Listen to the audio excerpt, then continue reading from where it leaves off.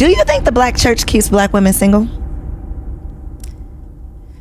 I wouldn't say the black church. I would say some of the ways that people in the church think and operate. Mm-hmm. I just had this conversation with my pastor on the way here. So what is it? What is the conversation that you're having? Because what I'm referencing is the idea that for a lot of black, obviously we're not talking about all black churches, we're not talking about all black women, but the majority of black women who devote their lives to the church, the pastor is their man, or Jesus is their man, and they don't save space or have the capacity for. Absolutely, yeah, I agree. I agree with that. I think there's this like we have to be careful in this world to not over spiritualize stuff. So I think there's a combination of like over spiritualization and religion.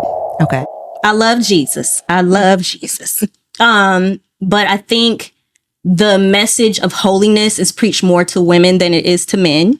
And I know this for a fact because I've dated men in the church who literally told me their pastors were like, you know, you need to pleasure her in a certain way, but y'all don't go all the way. But we getting the message of don't do anything. Don't touch them. Don't kiss them. Don't hug them. Boys are bad. Don't. Mm-hmm. Right. Mm-hmm. And so when nobody really talks about what your body is doing naturally when you're attracted to someone, right? And so it's like, it's a sin, but I'm like, I can't control, you know, what I'm feeling something over here.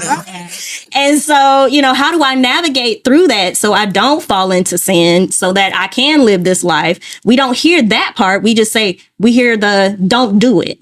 And so the labor was pretty traumatic. I ended up having an emergency C-section.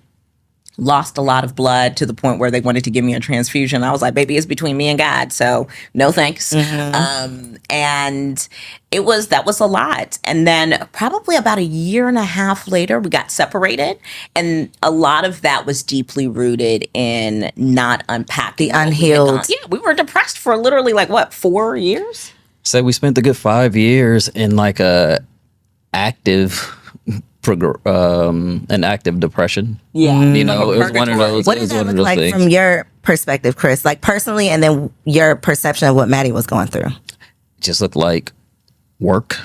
And I realized that my coping mechanism was working more. Like I always thought I could just like work my way out of things, right? Physical labor, right? And I've always been like a fairly introspective person, but you know what I learned on the back end is that I had to do more of the mental and emotional and spiritual work because, like Maddie said, I really did. I started questioning faith, and even to the point where I lost faith, right? Where it just didn't seem like it served me, and you know, eventually you realize that that's not you that has that idea. But, you know, that idea comes from an enemy that's trying to get you further away from where you're supposed to be. Point, though, you have to realize that the man you actually want is not interested in your money. The man you actually want does not care about that degree. Not that he doesn't care about it, but that's not what he's focused on or worried about. That's not what's going to raise his children. Exactly. We're taught that our value is in our career and our money as women. And our value, as we teach in our date coaching, is what do you bring after 5? After 5 p.m. when the job is closed and you're just sitting on the couch with him. Where's your value then? What conversation do you have? How fun are you? When is he saying, ooh, I can't wait to talk to Koereyelle. I haven't talked to her for a couple Are days. you even fun? Do you smile? Right. Are you fun to be around? Right. Do you enjoy each other's company? Like all of that. All of that. The common sense that, because we got all these degrees and all these accomplishments, but the lack of common sense when it comes to dating is just like, how come? It's not so common. It's not common at all. There's no logic. It's all feelings. I feel like he should just take me as I am. Why would he do that? He doesn't have to. He does not have to. Did you ever come to a point where your thing became our thing? Yes. How? Yeah. How? If this was literally like your baby. It was a shift of, number one, spirituality and further connecting myself.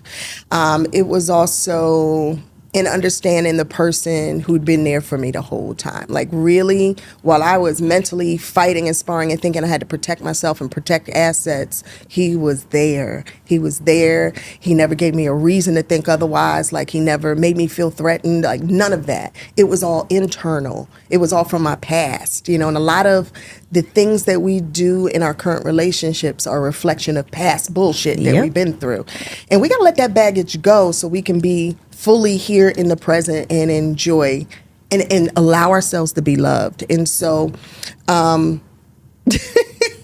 can laugh now because I feel like I was such a stiletto hustler and I missed it all. I missed the point of it all. Now in connecting, it's really not about money. As a matter of fact, people still, they ask me, Egypt, how I want to be like you. I want to create multiple streams of income. I want to own all this real estate. And I'm like, first ask me how to create multiple streams of joy. Because truthfully, it's that's important. And then you're not earning money. Money comes to you magnetically. You draw money. You call opportunities. You manifest the things you want when you're operating in a constant state of joy. Help me get there. What do I do? What do I do? Girl, stop playing.